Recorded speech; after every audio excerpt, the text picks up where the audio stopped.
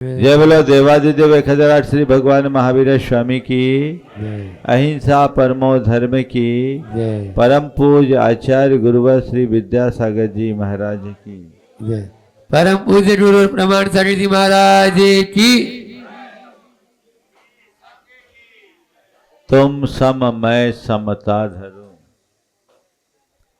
पार्श्वनाथ भगवान सहज शांत निर्भय बनो, ऐसा दो वरदान। पार्श्वनाथ भगवान का संपूर्ण जीवन चरित्र हम सब के लिए एक बहुत बड़ी प्रेरणा है। पार्श्वनाथ भगवान को हम पूछते हैं और ऐसी धारणा है कि पार्श्वनाथ भगवान विघ्नों के हरता है, और 24 तीर्थंकरों में पार्श्वनाथ भगवान के साथ ये विरुद्ध भी जोड़ दिया गया, विघ्न हरण पार्श्वनाथ भगवान। मेरा मानना है कि यदि हमने पार्श्वनाथ भगवान को ठीक रीति से समझ लिया तो हमें लगेगा कि पार्श्वनाथ भगवान को जिसने आत्मसात कर लिया वो विघ्न से ही ऊपर उठ जाएगा। पार्श्वनाथ भगवान कहते हैं तो विघ्न हरण की प्रार्थना करता है तो सच्चे में अपने आप को जान तो विघ्न मुक्त है, उसे तो पहचान। तेरे लिए विघ्न है कहां? तू क्या है, तू कौन है, तू कैसा है, तेरा स्वरूप क्या है, इसे तो जान। जिस दिन तू इसे जान लेगा, पहचान लेगा, तो फिर विघ्न कुछ बचेगा ही नहीं। बात जीवन में सहजता को उद्घाटित करने की है। पार्श्वनाथ भगवान के ऊपर इतना उपद्रव हुआ, वे सहज और स्थिर बने रहे। हम भगवान से प्रार्थना करें, भगवान आप जैसा उपद्रव तो मेरे जीवन में नहीं है, पर जो मैं छोटी छोटी बातों से विचलित हो जाता हूं, ऐसा कोई मंत्र दो, ऐसा कोई मार्ग दो कि उसमें मैं स्थिरता बना सकूं। आप चाहते हैं? बोलो, चाहते हैं कि नहीं चाहते? चाहते हैं सहज बने रहूं, स्थिर बने रहूं। हालांकि चाहते तो पर रह नहीं पाते। क्यों नहीं रह पाते? क्योंकि हम जो चाहते हैं उसके अनुरूप प्रयास नहीं करते। संत कहते तुम जो चाहो उसके लिए प्रयास करो, तभी परिणाम मिलेगा। हम जो चाहते हैं उसके लिए प्रयास करते हैं, परिणाम हमारे हाथ में होता है, और जिसके लिए प्रयास नहीं करते वो केवल बातों तक सिमट करके रह जाता है। हमारे जीवन की ये सबसे बड़ी विडंबना है कि बाहर की जो हमारी चाहते होती है उसकी पूर्ति का हम पूर्ण प्रयत्न कर लेते हैं, लेकिन अंदर की जो चाहत है उसको हम प्रायः गौण करके रह जाते हैं। नतीजा हम जो सोचते हैं वह केवल हमारे मन तक सीमित रह जाता है, परिणाम हाथ नहीं आता। जीवन का मजा तब है जब हम अपने जीवन में सहजता और स्थिरता लाएं। आज 4 बातें मैं आप सबसे कहूंगा। जीवन में सहजता कैसे आएगी? 4 बातें: समझ, स्वीकार, संयम और संतोष। इन 4 गुणों को अपने अंतरंग में उद्घाटित कर लो, आप सहज बने रहोगे। समझ का मतलब क्या है? कहने को तो लोग आज अपने आप को बहुत समझदार मानते हैं, हर कोई अपने आप को समझदार मानता है, और जितना समझदार है उससे ज्यादा कहीं दिखाता भी है ना। आज के लोगों की समझदारी कैसी बताऊं? एक युवती सब्जी मार्केट में सब्जी लेने गई, और सब्जी लेने गई तो पहले 1 पाव टमाटर लिया, सब्जी वाले से थैली में डलवाया। 1 पाव टमाटर लिया, सब्जी वाले ने टमाटर तौल करके उनको दे दिया। उसके बाद उसने 1 किलो कद्दू लिया, बोला ये भी इसी में डाल दो, ये भी इसी में डाल दो। वो सब्जी वाला सकुचाया, सब्जी वाला सकुचाया कि हम इसमें टमाटर पे कद्दू कैसे डालें। उस लड़की ने कहा अरे तुम संकोच मत करो, आप डालो, कुछ नहीं होगा, मैं पढ़ी लिखी हूं, मैं MBA हूं, मैं MBA हूं, बस ठीक है। उसने डाल दिया। बोला MBA वाले ऐसे ही कहते हैं, पहले टमाटर लेते हैं फिर ऊपर कद्दू डालते हैं, और जैसे ही कद्दू डाला फिर क्या हुआ, वही हुआ जो होना था, टमाटर का कचूमर निकल गया, सब टमाटर पुचक गए।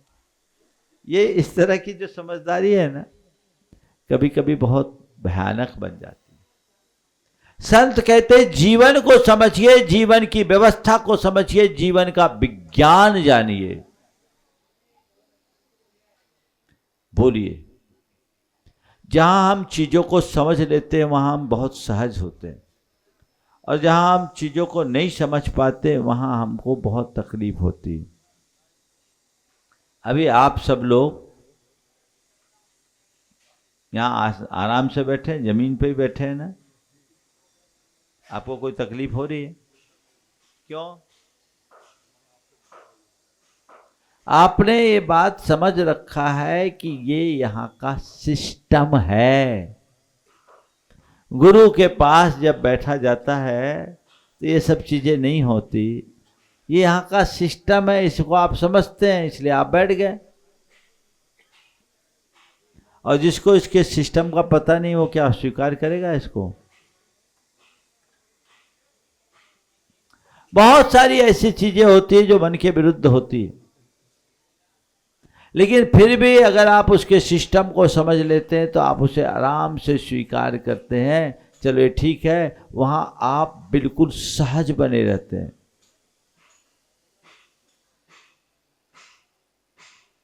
आपको कहीं जाना हो, अरे क्यू का सिस्टम लगा है तो आप लाइन में ही लगेंगे। क्यों? ये सिस्टम है। वहां आप असहज कब होंगे? जब किसी को लाइन से और किसी को बैकडोर से दे दिया जाए।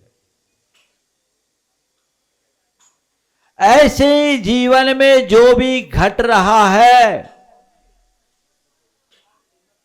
वो मेरी इच्छा से नहीं है। मेरे जीवन में जो कुछ भी घट रहा है वो मेरी इच्छा से नहीं है। किससे हो रहा है? बोलो। उसकी एक व्यवस्था है और उस व्यवस्था का नियंत्रण मेरे हाथ में नहीं है। किसके कंट्रोल में है? कर्म के। किसके कंट्रोल में है? हमने इसको समझा, स्वीकार लिया। अब कहीं जाओ और कहीं का कोई और सिस्टम है, आप कुछ और चाह रहे हो, देख रहे हो भैया सिस्टम ऐसा है, आपको जैसे पता लगता है भैया ये तो सिस्टम, इनका सिस्टम ही यही है, चलो अपन आगे बढ़ो, आपको कोई प्रॉब्लम होता है?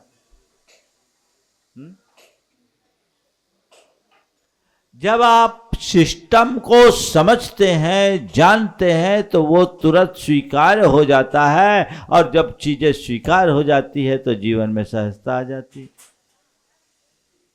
संत कहते हैं लोक में जहां भी तुम सिस्टम को समझते हो सब कुछ ठीक होता है। जिस दिन तुम भीतर के सिस्टम को समझ लोगे तुम्हारा जीवन सहज बना रहे। विपत्ति आए सिस्टम है, वियोग हुआ सिस्टम है, बीमारी हो सिस्टम है, कोई भी विषमता या विसंगति है सिस्टम है। अचानक कोई विपत्ति आ गई, अब क्या करोगे? हल्ला मचाओगे? मचा लो। तुम्हारे रोने चिल्लाने से तुम्हारी विपत्ति संपत्ति में बदल जाए तो मैं तुम्हारे साथ हूं। ऐसा हुआ है क्या किसी के साथ? कतई नहीं। किसी के साथ नहीं होता। ये तो चलेगा, तो फिर क्या करो? या ठीक है, विपत्ति है, आई है, कर्मोदय का परिणाम है, अब चलो, ये संसार का चक्र है, यही संसार की रीति है, यही जगत का सिस्टम है, एक्सेप्ट इट। सहज बने रहोगे कि नहीं? समझ, वस्तु के स्वरूप को जानो, वस्तु के स्वरूप को समझो, सिस्टम को समझो, सहज बने रहोगे, कोई फर्क नहीं पड़ेगा। कर्म का खेल है, हो गया। एक दिन मैंने इसी विषय पर प्रवचन किया। अब मेरे प्रवचन के तुरंत बाद एक सज्जन आए, बोले महाराज आज आपने जो बोला कल वो मेरे साथ घटा। क्या हुआ भाई? बोले महाराज जी, मेरा आदमी बड़े व्यापारी से शक्कर के वसूली करके आ रहा था, 35 लाख की लूट हो गई, कैश लेके आ रहे, रास्ते में लूट हो गई। बोले महाराज ये मैसेज पूरा आया, सुना, और 10 मिनट बाद मेरे एक बेटे का फोन आया, स्थान का नाम नहीं बोल रहा हूँ, फोन आया, बोला पापा पिछले 6 महीने से जो डील अटकी हुई थी आज पूरी हो गई, जमीन का सौदा हो गया, 1 करोड़ का प्रॉफिट है। महाराज जी मैं सोचा किस पर रोऊं किस पे हंसूं, किस पर रोऊं किस पर हंसूं। कर्म का खेल है, एक तरफ कमाया तो एक तरफ कमाया, इधर आया तो इधर गया, यहां संयोग यहां वियोग, एक खेल है जिस पर मेरा जोर नहीं है, मेरा बश नहीं है। इसको स्वीकार करने में ही आनंद है। तो जो समझ को साथ लेकर जीता है वो हर पल मजे में रहता है, और जो इस व्यवस्था की समझ को भूल जाता है वो हर पल पस्त होता है। मजे में रहो, मस्त होकर जियो, कर्मोदय से विचलित मत हो। कर्म कब कैसा किसको खेल खिला दे कौन जानता। महापुरुषों के जीवन में भी हुआ, खेल है, खिलाएगा, कुछ भी होगा, रोने धोने से कुछ हासिल होने वाला तो नहीं है ना। चक्र है, चल रहा है, जैसा चलेगा वैसा चलेगा, इससे विचलित होने में कोई लाभ नहीं है।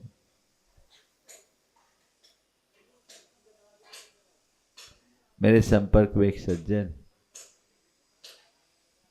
उनके जीवन में एक बड़ी विपत्ति आई। विपत्ति क्या आई? उनके बेटे ने कारोबार की शुरुआत की, अनुभवहीनता और अति उत्साह में काम को फैलाया, अपने स्टाफ पर भरोसा कर लिया, कुछ ज्यादा भरोसा किया, उसने चूना लगा दिया और एक मोटी रकम का नुकसान हुआ। जिस बच्चे ने नुकसान किया वो डिप्रेशन जैसी स्थिति में आ गया, लेकिन उनके पिता बहुत समझदार गंभीर व्यक्ति, वो अपने बेटे को लेकर मेरे पास आए। बोले महाराज इसको समझाइए, नुकसान होने का मुझे कोई दर्द नहीं है, लेकिन इसका जो मन टूट रहा है उसको देखकर मुझे जरूर थोड़ा विकल्प है, आप इसे समझाइए। आप लोगों से रोज सुनते हैं ये सब चीजें तो चलती रहती है, कर्म का उदय हो गया, नुकसान जितना होना था सो हो गया। और हम तो ये सोचते हैं कि जब हमने अपने कैरियर की शुरुआत की थी तब हमारे पास कुछ नहीं था। आज इतना बड़ा नुकसान झेलने के बाद भी जो बचा बहुत कुछ है। उस व्यक्ति ने एक वाक्य कहा, महाराज जी इससे कहिए ये नुकसान नहीं नसीहत है। क्या कहा?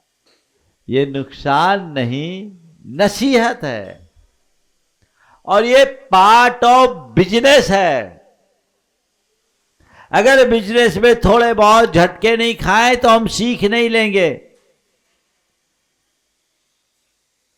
महाराज जी से बताइए। मैंने समझाया, मैंने कहा जिसका बाप इतना समझदार उससे ज्यादा बोलने की जरूरत नहीं। दूसरा होता तो चढ़ बैठता, तो सब मिटा दिया, तेरे भरोसे देंगे, सब हो गया। उनने कहा ये नुकसान नहीं नसीहत है। और फिर बेटे को उसने खुद ने मोटिवेट किया है, बिजनेस है, बिजनेस में हमेशा लाभ नहीं होता, कभी नुकसान भी होता है। तो हम लाभ कमाने के लिए जैसे तैयार रहते हैं, नुकसान झेलने के लिए भी तैयार रहना चाहिए। उन्होंने 3 महीने अपने पूरे बिजनेस को बंद किया, सिस्टम को सुधारा, और पूरा सिस्टम ठीक करने के बाद जब बिजनेस किया तो उनने अपने बिजनेस को 3 साल में 300% की ग्रोथ दे दी। 300%। और मैं कोई छोटे मोटे कारोबारी की बात नहीं कर रहा हूं। ये चीजें हो सकती है कब? जब सहज बने रहेंगे तब। आप छोटी छोटी बातों से प्रभावित होंगे और असहज हो जाएंगे तो टूट जाएंगे। जो शक्ति खुद की ग्रोथ में लगनी चाहिए वो सब आपकी चिंता बन जाएगी। सहज बनिए, सिस्टम को समझिए, जीवन की व्यवस्था को जानिए। ये कर्म का उदय है, स्वीकार कीजिए। अंजना के जीवन में इतनी बड़ी विपत्ति आई। अंजना रोई, चिल्लाई, गुहार की। क्या किया? निर्दोष थी, उसका कोई दोष था क्या?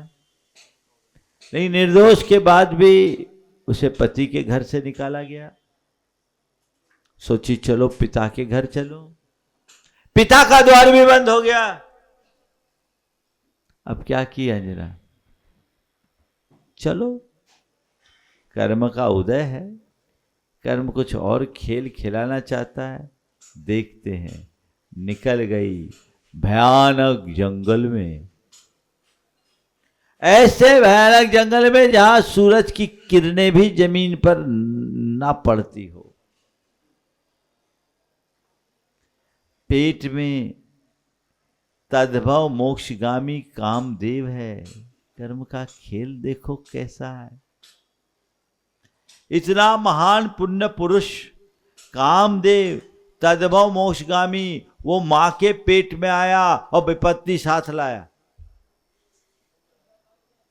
ऐसा खेल पुण्य पुरुषों के जीवन में भी ऐसा खेल। उस महापुरुष का जन्म कहां हुआ? जंगल में, पत्तों की सेज पर। एक गरीब से गरीब बच्चा जन्म लेता है तो कुछ नहीं तो कासे की थाली पीट जाते हैं। वहां तो वो भी नहीं था। कर्म का खेल। लेकिन अंजना विचलित नहीं हुई, उसने स्वीकार किया, सहज बनी रही, क्योंकि उसके अंदर कर्म की समझ थी। और जब समझ होती है स्वीकारता बढ़ती है, और जहाँ स्वीकारता होती है वहीं सहजता आती है, वहीं शांति आती है, वहीं स्थिरता आती है, वहीं समता आती है। टिकी रही। आज की अंजना होती तो क्या करती बोलो?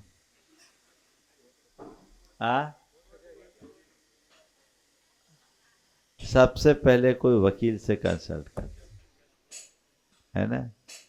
क्यों? दृष्टि बदल गई है। जो तत्व व्यवस्था को जानता है उसके साथ ऐसा कुछ नहीं होता। और आज भी ऐसी अंजना है, आज भी ऐसी अंजना है। एक युवती को मैं जानता हूं, विवाह हुआ, एक बेटी। वो लड़की धार्मिक थी,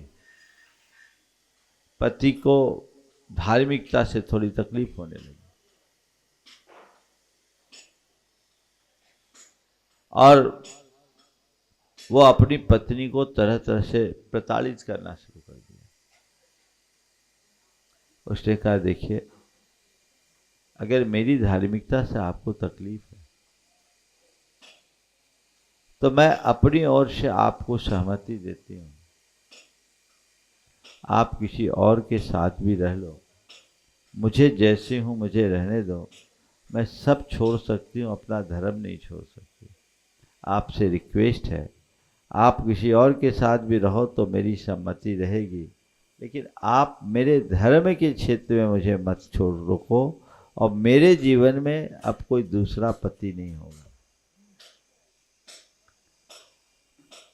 पति ने, उसके मन में तो था ही, चाहता भी नहीं था, उसको छोड़ने का प्रस्ताव रखा।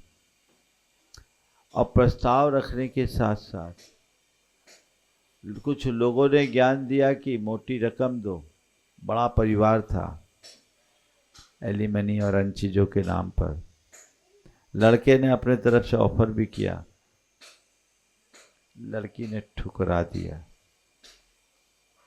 बोले, मेरे माँ बाप ने मुझे पढ़ा लिखा करके योग्य बनाया है, मुझे तुम्हारे रुपयों की कोई ज़रूरत नहीं, बस मैं ये चाहूँगी कि मेरी बेटी के पिता के रूप में आप हमेशा बने रहो, और मैं पढ़ी लिखी हूँ, मैं जॉब करके अपना और अपनी बेटी का पालन कर लूँगी। कर्म का उदय है, आप रहिए, मुझसे संतुष्टि नहीं है तो जहाँ आपको रहना है रहिए, मैं आजीवन ब्रह्मचर्य व्रत धारण करके अपना जीवन निभा लूँगी। ऐसे उदाहरण आज भी हैं।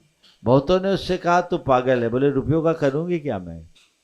आज वो बढ़िया जॉब करी, MBA पढ़ी हुई लड़की थी, IIM अहमदाबाद से निकली,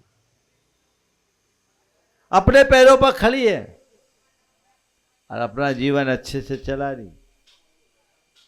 बेटी को पाल पोस के बड़ा करेगी, आगे निकलेगी। मेरा संयम तो पल रहा है।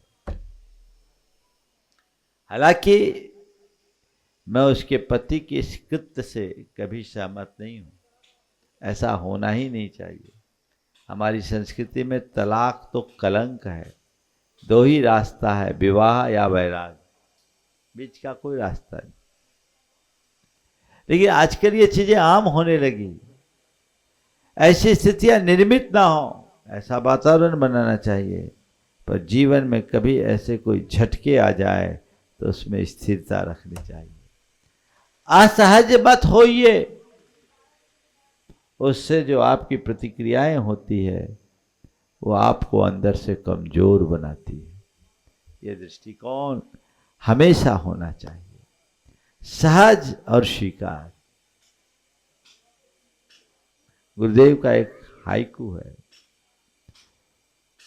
किसको तजूं भजूं, किसको भजूं, किसे सबका साक्षी हो जाऊं। किसको हम तजे, किसको भजे, ये तो संसार है। आज जिसे हम इष्ट मानते कल वो अनिष्ट हो जाएगा, आज जो अनिष्ट दिख रहा है कल वो इष्ट हो जाएगा। कर्म का खेल है, कब कर्म कैसा खेल खिला दे कोई नहीं जानता। इसलिए मुझे इसमें स्थिरता रखनी है। स्वीकार कीजिए, ठीक है, कुछ हो गया अच्छा तो स्वीकार, बुरा तो स्वीकार, यही मेरी नियति है, यही मेरी परिणति है, मुझे ये स्वीकार है। देखिए स्वीकार करने वाला कितना मजा में रहता है। 3 भाइयों का एक परिवार, सब कुछ बड़े भाई के हाथ में था। छोटे भाई बड़े भाई को अपने पिता के समान मानते थे। कुछ दिन तक सब कुछ ठीक चला। जब बच्चे बड़े हो जाते तो भाई कम बेटा ज्यादा दिखने लगता है। बड़ा भाई बेटे के मोह में फंस गया और धीरे धीरे सारी संपत्ति हथिया ली। यहां तक कि उस फर्म में एक मोटी रकम आकस्मिक निधि के रूप में थी, उसको भी खत्म कर दिया। और छोटे भाई को एकदम कुछ नहीं, निकाल दिया। मात्र एक 5,000 वर्ग फुट का बंगला मिला। छोटा भाई उससे भी विचलित नहीं हुआ। उस घड़ी में भी कुछ नहीं, सब ले लिया। लोगों ने उससे कहा कि तुम अपने भैया पर केस कर दो। ज्ञान देने वाले तो ज्ञान ही देते। उसने कहा जिस भाई को मैंने पिता की तरह पूजा, चंद रुपयों की खातिर उस पर केस करने से अच्छा तो मैं मर जाना पसंद करूं। मैं ये सब नहीं करूंगा। मेरे पास आए, खबर तो मेरे पास आ ही चुकी थी। जब वो आया मैंने ऐसे ही पूछा क्या है। बोले महाराज जी, जो आप लोगों से सुनता हूं उसको जीने का अवसर आया, कर्म का उदय है। मैं भैया का आभारी हूं क्योंकि उनने एक मकान तो दिया। कहीं वो नहीं होता तो आज मुझे सड़क पर रहना पड़ता। महाराज आशीर्वाद दीजिए, मैं आज फिर से नई गिनती शुरू करने जा रहा हूं और फिर आप लोगों का आशीर्वाद होगा, ठीक हो जाएगा। और मैं इतना ही जानता हूं, जो मेरे नसीब में है कोई छीन नहीं सकता, और जो मेरा है वो कहीं जा भी नहीं सकता। वो उस स्थिति में सहज रहा, बोला मैं इसको स्वीकार करता हूं, जो है सो है। उस आदमी में हुनर तो जबरदस्त था। उसके कुछ मित्र उसके साथ आए और एक कंपनी बनाई, रियल एस्टेट की एक कंपनी खड़ी की। ये घटना 2002 के आसपास की है। और उसके बाद रियल एस्टेट में जो बूम उठा, वो आदमी करोड़ों का साम्राज्य खड़ा कर दिया। यदि वो अपनी शक्ति को अपने भाई से लड़ने में खपाता तो आज भी लड़ता ही रहता। उसने अपनी पूरी ताकत अपनी लाइन को लंबी करने में लगाई, आज साम्राज्य खड़ा कर दिया। मैं आप सबसे भी यही कहना चाहता हूं, जीवन में कुछ भी अघट घटे स्वीकार करो। अगर उसके प्रतिकार की संभावना देखो, लेकिन आकुलता मत करो। तीसरी बात, संयम रखो। उस समय भावनाओं के बहाव में मत आओ। बहुत जल्दी मनुष्य भावनात्मक रूप से उद्विग्न हो जाता है। जब कभी ऐसी कोई बात आती है तो एकदम मन खिन्न हो जाता है, उद्वेग उत्पन्न हो जाता है, अस्थिरता आ जाती है, पर खीज, क्षोभ, गुस्सा प्रकट हो जाता है, या कभी कभी दूसरे तरह की नकारात्मक भावनाएं प्रकट हो जाती है। यदि उस घड़ी में अपने मन पर अंकुश रखना सीख ले, भावनात्मक अनुशासन प्रकट करना सीख ले, तो आप विषमतम स्थिति में भी सहज रह सकते हो। मैं आपसे एक सवाल करता हूं, अगर कोई आपको डांट पिलाए उस समय आपकी क्या परिणति होगी? बोलो। कोई डांटे आपको और बहुत तेजी से झाड़े, उस समय आपके मन में क्या होगा? ईमानदारी से बोलो। हाँ, क्षमता आ जाएगी? तो फिर तो ट्रायल लेना पड़ेगा। गुस्सा आएगा ना, अमूमन गुस्सा आएगा। अगर कोई डांट रहा है तो आप अपने आप को सहज नहीं रख पाओगे, गुस्सा आएगा। आएगा कि नहीं आएगा? लेकिन यही डांट यदि आपका बॉस आपको लगाए तो वहां समता रखोगे? क्यों? वहां संयम है भैया, बॉस है, इसका काम ही है डांटना। अब हमको झेलना पड़ेगा, नौकरी करनी है, कैरियर का सवाल है। यहाँ यदि रिएक्ट करूँगा तो सब मामला बिगड़ जाएगा। वो डांट रहा है और आप अपनी गर्दन नीची, जी सर सर सर सर, क्या हो रहा है? विनम्रता की प्रतिमूर्ति बन गए हो। कहाँ से आ गया ये सब? ये किसका परिणाम है? संयम आया ना आपके अंदर? संयम कैसे आया? जब मनुष्य के अंदर अपने हित अहित के विवेक का विवेक जागृत होता है, वहीं संयम आ जाता है। और जहाँ संयम होता है वहाँ हम सहज बने रहते हैं। सहजता को अपनाना है, संयम भाव जगाइए। हिताहित का विवेक होना चाहिए, संयम भाव अंतरंग में आ जाएगा। फिर ज्यादा कुछ कहने और करने की आवश्यकता और अपेक्षा नहीं रहेगी। आप कई जगह ऐसा रख लेते हैं, तो यही जो एक जगह रखी वही सब जगह रखो। मैं तो आपको बोलता हूं, बॉस को देखकर जैसे आप चीजों को स्वीकारते हैं, त्रिलोकीनाथ जो संसार के सबसे बड़े बॉस हैं उनको ध्यान में रखो, अपने आप सहज रहोगे। उनको क्यों भूल जाते? अपना विवेक जागृत रखिए,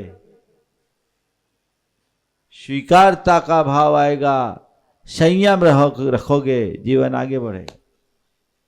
आजकल आप लोगों को जो मैनेजमेंट सिखाने वाले लोग हैं, ये बोलते ना इमोशंस पर बैलेंस रखो, कंट्रोल करो, रिएक्शन कम से कम करना है, नेगेटिव रिएक्शन नहीं करना है, सिखाया जाता है ना। यही तो हमारा धर्म सिखाता है। सहज रहो, चीजें आ जाएगी, सब कुछ अपने आप बेहतर हो जाएगा। हमें ज्यादा कुछ कहने और करने की आवश्यकता नहीं पड़ेगी। चौथी बात, संतोष। कोई भी कार्य करो, परिणाम को लेकर संतोष करो। कार्य कीजिए, पूरी ताकत से कीजिए।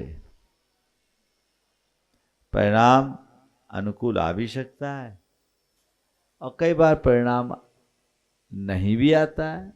अपेक्षित परिणाम आ जाए तो भी ठीक, और ना आए तो भी ठीक। हाय तौबा नहीं करना, अरे क्या करे, भाग साथ नहीं दिया, मेरा तो बिल्कुल लक ही खराब है, या अरे क्या करे, हमने किया, उसने मेरे साथ पार्शियलिटी कर ली, उसने मुझे धोखा दे दिया, उसके कारण ऐसा हो गया। या तो आप भाग्य को कोसते हो, या परिस्थितियों को कोसते हो, या लोगों को कोसते हो और अपने आप को दुखी बनाते हो। मन में असंतोष उत्पन्न होता है, आकुलता बढ़ते जाती है। भैया अब किसी को कोस के क्या करना है? जो होना है सो हो गया, आगे के लिए सोचो। अगर मन में संतोष है तो शांति है, और असंतोष है तो सिवाय अशांति के कुछ भी नहीं है। अपने मन में जो भी करो, परिणाम को लेकर संतुष्ट रहो। अक्सर आप लोग असहज इसलिए होते हो कि आप अपना कार्य तो करते हो, उसके रिजल्ट से खुश नहीं रहते। हमेशा एक बात ध्यान रखें, प्रयत्न मेरे हाथ में है, परिणाम नहीं। एफर्ट मेरा हो सकता है, रिजल्ट नहीं। उसे एक्सेप्ट करो और उसमें संतोष रखो। यदि उस घड़ी हम थोड़ा धैर्य रखेंगे तो अपना जीवन अपने आप अच्छा बनाने में हम समर्थ हो जाएंगे। अपने जीवन की दिशा को हम नियंत्रित कर पाएंगे, संतुलित कर पाएंगे, अपना जीवन बेहतर बनाने में समर्थ हो जाएंगे। प्रयास कीजिए। तो आज बात सहजता की है। हम समझ के साथ, स्वीकारता के साथ, संयम और संतोष को अपने जीवन का आदर्श बना करके चले, हर पल आनंद आएगा। अगर उसे अपना लेते हैं तो हमारे जीवन में केवल आनंद ही आनंद है, और उससे विमुख होते हैं तो केवल और केवल आकुलता और अशांति। सब चीज में संभाव हो तो पुनः उस दोहे को दोहराऊंगा, तुम सम मैं समता धरूं, पार्श्वनाथ भगवान सहज शांत निर्भय बनो, ऐसा दो वरदान। ये वरदान हम सबके जीवन में आना चाहिए। समय आप सबका हो गया। जय बोलो परम पूज्य आचार्य गुरु विद्यासागर महाराज। महाराज